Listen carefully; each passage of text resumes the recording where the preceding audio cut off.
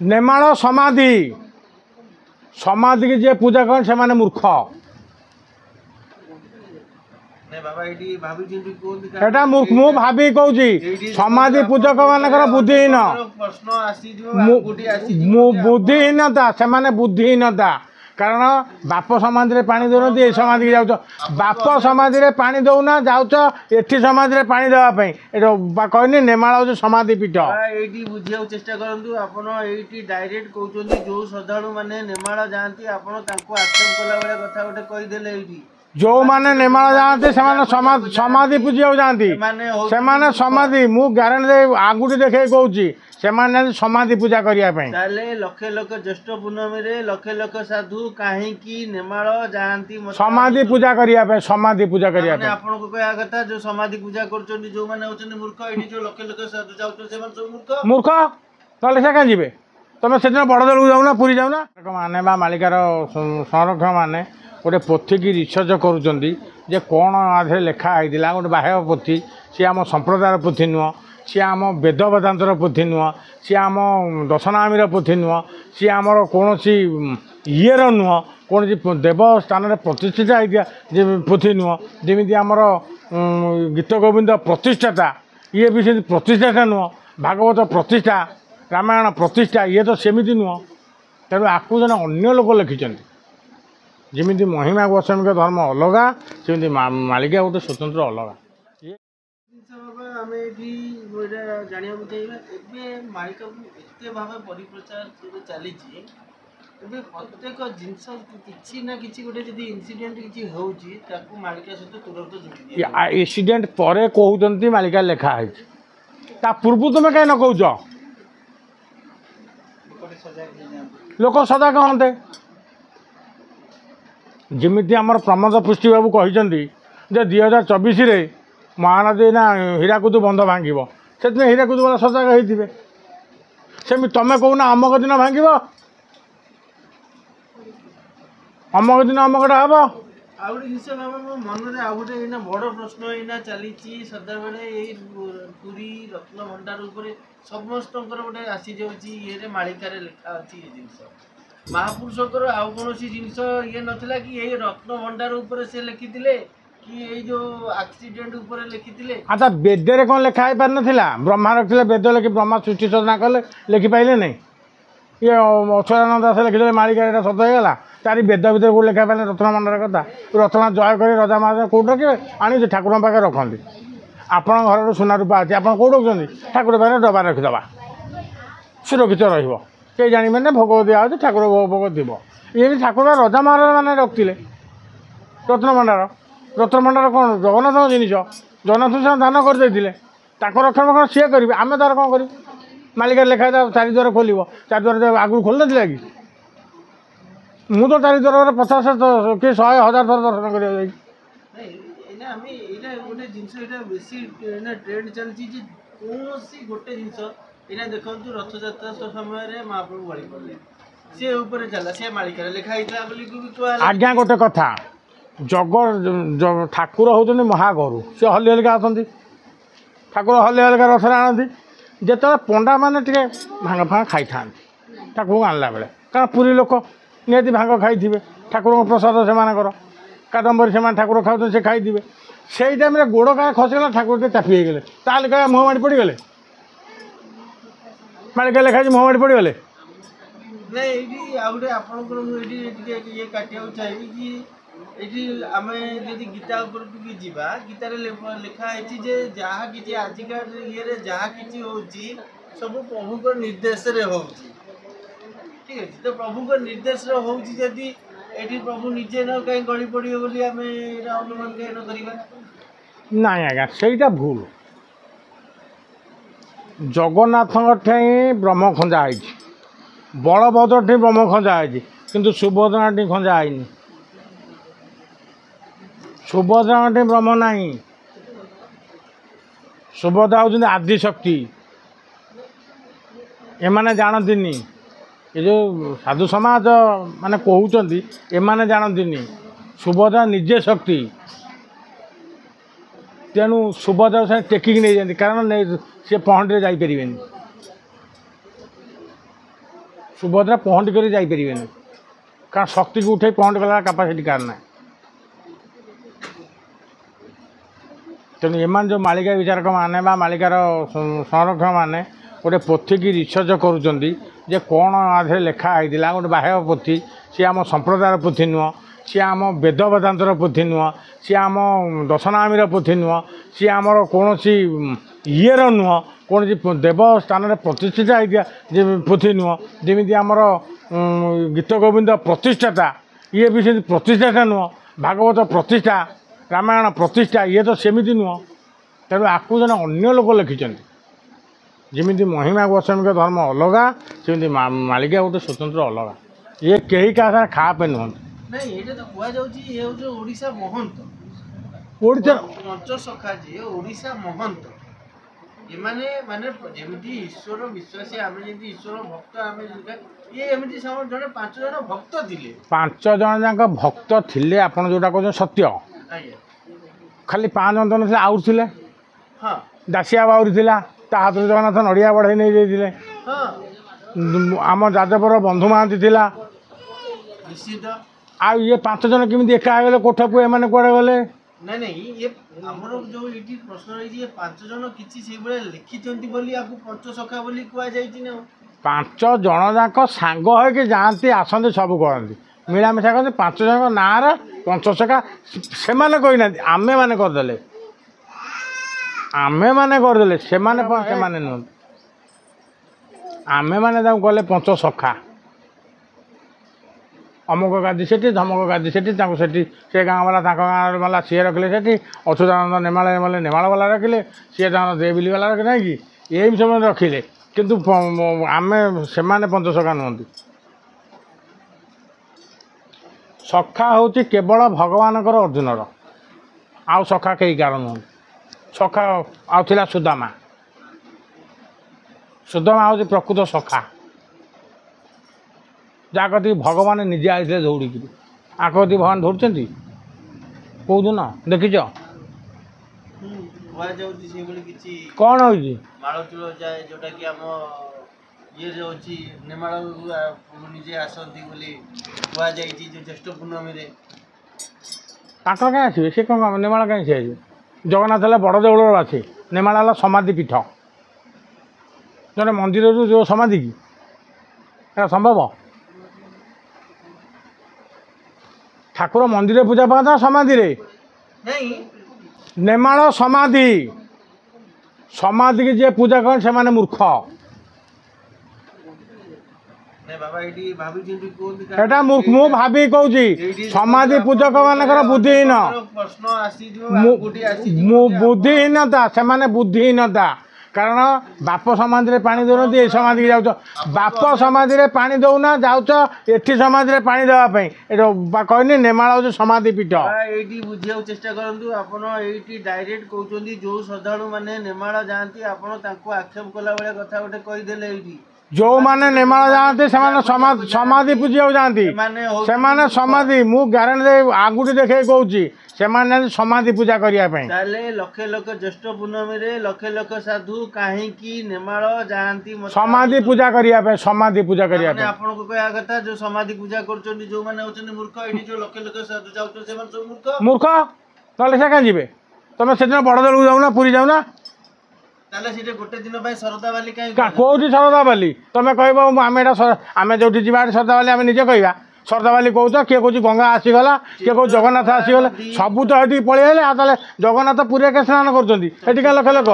ନଦୀ କୂଳ ଗୋଟେ ଦିନ ପାଇଁ ଶରଧା ବାଲି ହେବ ବୋଲି ସୁଦୁ ମିଛ ଯେଉଁମାନେ କହୁଛନ୍ତି, ସବୁ ନିଜକୁ ନିଜେ କଥାକୁ ନିଜେ ଯୋଡ଼ିକି କହୁଛନ୍ତି, ସେଟା ଭୁଲ କଥା। ହେଗୁଡ଼ା ମୁଁ ବିଷୟରେ ମୁଁ ଜଣେ କହୁଛି, ମୋର କିଏ କ'ଣ କରୁଛି କରୁ, ମୁଁ କ'ଣ କରିବେ କରିଯାଆନ୍ତୁ। ମୁଁ କହୁଛି ସମାଧି ପୂଜା, ସମାଧି ପୀଠ। ବାପ ପୁଅ ନାତି 3 ମୂରତି, ସେଠି ବାପ ପୁଅ ନାତି ପୂଜା ପାଉଛନ୍ତି। ଅଚ୍ୟୁତାନନ୍ଦ ଦାସ, ତାଙ୍କ ପୁଅ, ତାଙ୍କ ନାତି, ଆଉ ସେଠି କେହି ପୂଜା ପାଉନାହାନ୍ତି। ସେଠି ଜଗନ୍ନାଥ ପୂଜା ପାଉଛନ୍ତି। ଜଗନ୍ନାଥ ବଡ଼ ଦେଉଳରେ ପୂଜା ପାଇ, ଦେଉଳରେ 56 ପଉଟି ଖାଇବ, ଲକ୍ଷେ ବ୍ୟଞ୍ଜନ ଖାଇବ। ସେଠି କ'ଣ ଖାଇବ? ଜଗନ୍ନାଥ କାହିଁ ଯିବେ ସେଠିକି ସମାଧିକି?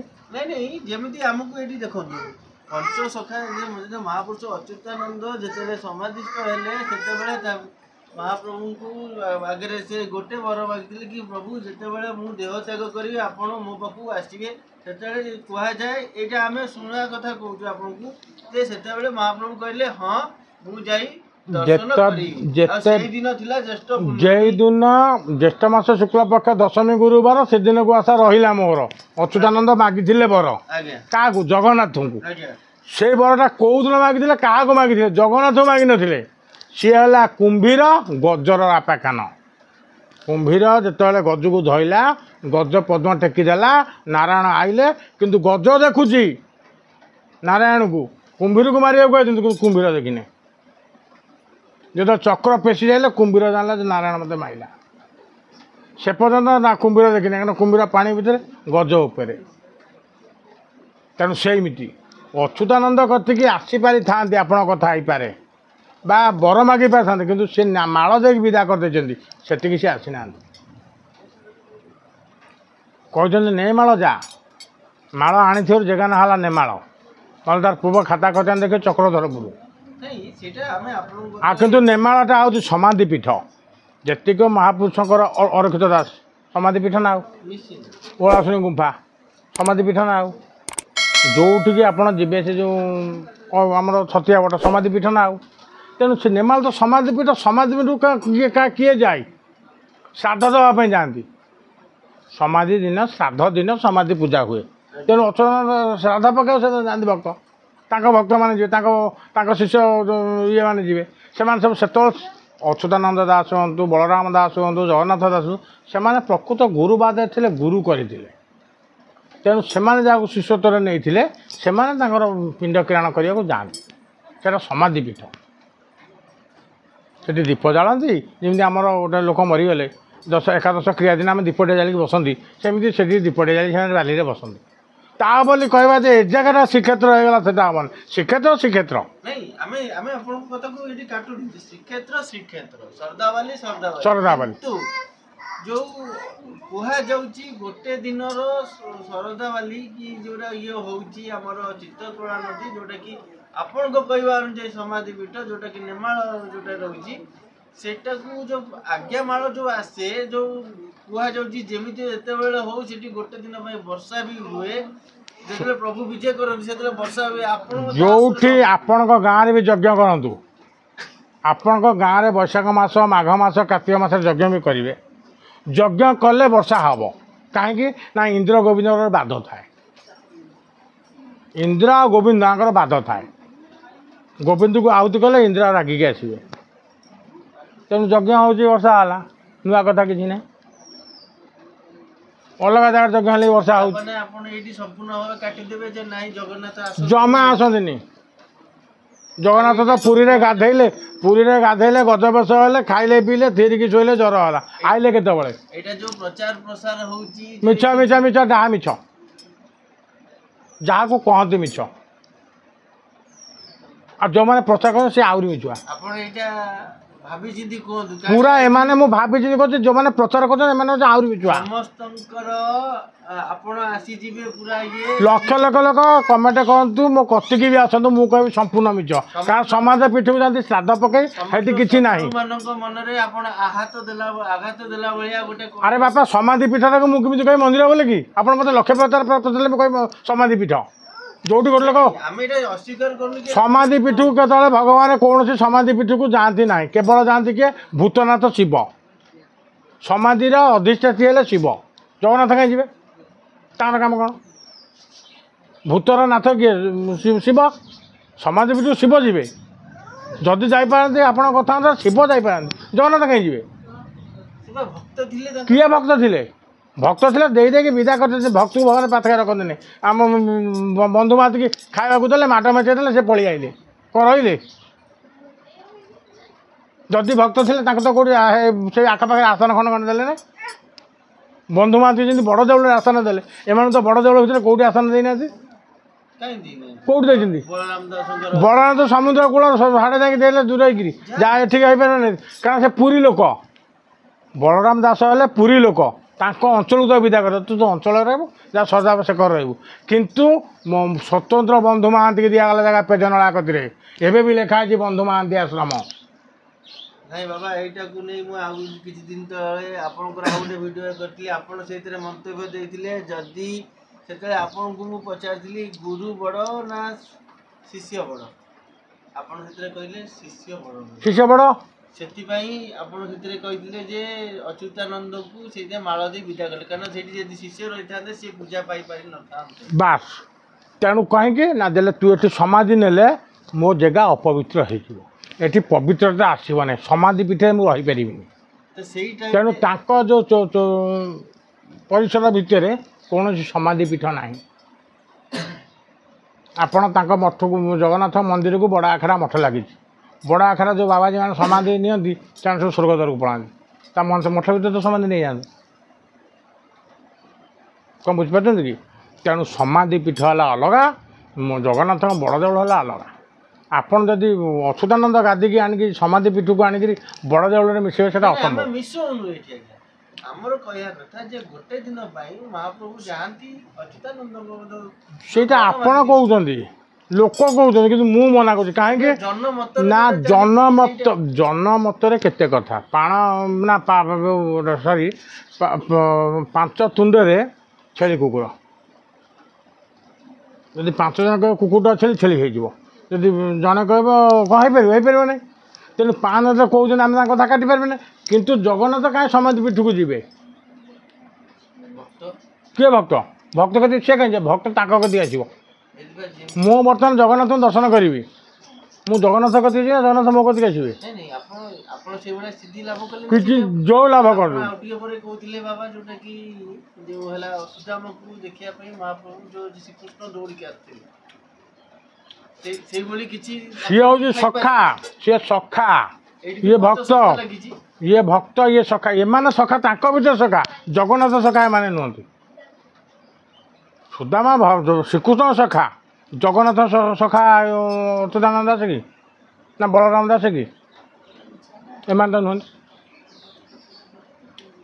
ପରିଶେଷରେ ଆମର ଗୋଟେ କଥା ଯେଉଁ ଅଛି, ହରିଜନ ବୋଲି ଗୋଟେ ଜାତି ଅଛି, ଜାଣିଛନ୍ତି? ହରିଜନ କିଏ? ଏଇନା ଆମେ ସେ ଜିନିଷ କହିପାରିନି, ଏଇଠି ଗୋଟେ ଆକ୍ଷେପ ହେଇଯିବ। ହରିଜନ କିଏ? ଶୁଣନ୍ତୁ ଆଜ୍ଞା, ମୁଁ କହୁଛି ଜାତି ଉପରେ ମୁଁ କହୁନି। ହରିଜନ କିଏ? ହରିଜନ ହେଲେ ହରି ଅଂଶରୁ ଜନ୍ମ। ନିଜେ ତାଙ୍କୁ ଭଗବାନ ଜନ୍ମ କରିକିରି ତାଙ୍କୁ ବିଦା କରିଛନ୍ତି। ଏଇଟା ଆପଣ ବ୍ୟାଖ୍ୟା କରିଦେଲେ, ଗୋଟେ ଭଲ ଜିନିଷ କଲେ, କିନ୍ତୁ ଏଇ ଜିନିଷ ବ୍ୟାଖ୍ୟା ନା, ମୁଁ ଯାହା କହୁଛି ଶୁଣ। ଆଦିବାସୀ ଗୋଟେ ସମ୍ପ୍ରଦାୟ ଅଛି, ସେ ଆଦ୍ୟରୁ ବାସ କରିଥିବ, ତା ନାଁ ହେଲା ଆଦିବାସୀ। ଯେତେବେଳେ ଆଦିମାତା ହେଲେ ମେଦ ନାମେ ମେଦିନୀ, ତା ଦେହରୁ ଜନ୍ମ ହେଲା, ମେଦରୁ ଜନ୍ମ ହେଲା ମେଦିନୀ, ମେଦିନୀରୁ ଜନ୍ମ ହେଲା ଆଦି, ଆଦିରୁ ଅନାଦି, ସେତେବେଳେ ଆଦିବାସୀମାନେ ଆସିଲେ। ସେମାନଙ୍କ ବଂଶ ଅନୁସାରେ ତୁମ ବଂଶ ଆଇଛି। ହରିଜନ ବଂଶ ଅନୁସାରେ ବ୍ରାହ୍ମଣ ବଂଶ ଆସିଛି। ପ୍ରକୃତ ହରିଜନ ବଂଶ ଅନୁସାରେ ବ୍ରାହ୍ମଣ ବଂଶଜାତ। ଯେତେବେଳେ କାମଧେନୁ ଗାଈ ବଣ୍ଟା ହେଲା, ହରିଜନକୁ ପ୍ରକୃତ ପଇତା ଦିଆହେଇଥିଲା, ବ୍ରାହ୍ମଣକୁ ଦିଆହେଇନଥିଲା। ବ୍ରାହ୍ମଣ ଅଦଳ ବଦଳ କରିବାରୁ ତା କାନ୍ଧକୁ ପଇତା ଆ କାନ୍ଧକୁ ଆସିଲା। ଇଏ ହେଉଛି ସେତେବେଳେ ଯୁଗର କଥା। ଅଚ୍ୟୁତାନନ୍ଦକୁ ସେମିତି ସେ ମାଳ ଦେଇ ବିଦା କରିଥିଲେ, ତୁ ଯା ପଳା ଏଠୁ, କିନ୍ତୁ ଏଠିକି ଆସିବୁ ନା, ତୋର ମୋ କିଛି ସମ୍ପର୍କ ନାହିଁ। ପରିଶେଷରେ ସମାଜକୁ ଯେଉଁ ଆପଣଙ୍କୁ ଯେଉଁ କଥା ଯେଉଁ କହୁଛନ୍ତି, ଏ ତ ଆପଣଙ୍କର ସମାଜ ବିରୋଧୀ କଥା ବୋଧେ ପଳେଇ ଆସିଲା ବୋଧେ। ମାନେ ଯେତେକ ମହାପୁରୁଷଙ୍କ ବିଶ୍ୱାସୀ ଯେଉଁମାନେ ଭଲ ପାଆନ୍ତି, ଆପଣ ଯେତେ ଆମେ ବି ଭଲ ପାଉ। ଭଲ ପାଇବାଟା ପାପ ନୁହଁ, କିନ୍ତୁ ମିଛ କହିବାଟା ପାପ। ଭଲ ପାଉଛି ବୋଲି ଏକାଥରେ ଟେକି ନେଇ ସବୁ ଥୋଇଦେବି। ମୁଁ କହିବି ମୁଁ ଆପଣଙ୍କୁ ଭଲ ପାଉଛି, ମୋ ପାଇଁ ଆପଣ ଭଗବାନ। ଆପଣଙ୍କ ପାଇଁ ମୁଁ ଭଲ ଅଛି, ମୋ ପାଇଁ ମୁଁ ଆପଣଙ୍କ ଭଗବାନ।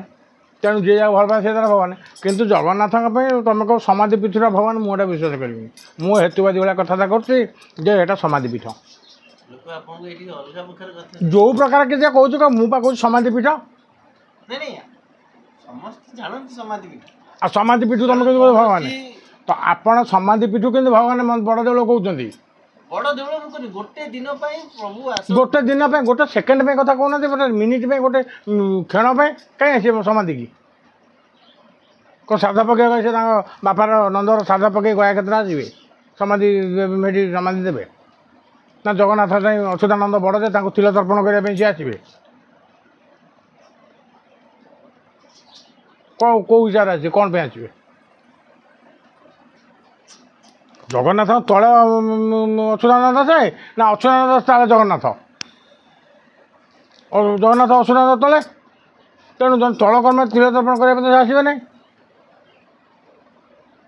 କି ନା 11 ଭୋଜି ଖାଇବାକୁ ତ ଆସିବେ ନାହିଁ। ତେଣୁ ସେ କେମିତି ବଡ଼ ହେଇଗଲେ? ସମାଧିପୀଠ ସମାଧିପୀଠ ନେମାଳ ସମାଧିପୀଠ ସେଠି କିଛି ଇଏ ନାହିଁ ସତ୍ୟତା କିଛି ଏଠି ସମ୍ପୂର୍ଣ୍ଣ ଭାବେ କାଟିଦେଲେ ମହାପ୍ରଭୁ କେବେ ଆସନ୍ତି ନାହିଁ।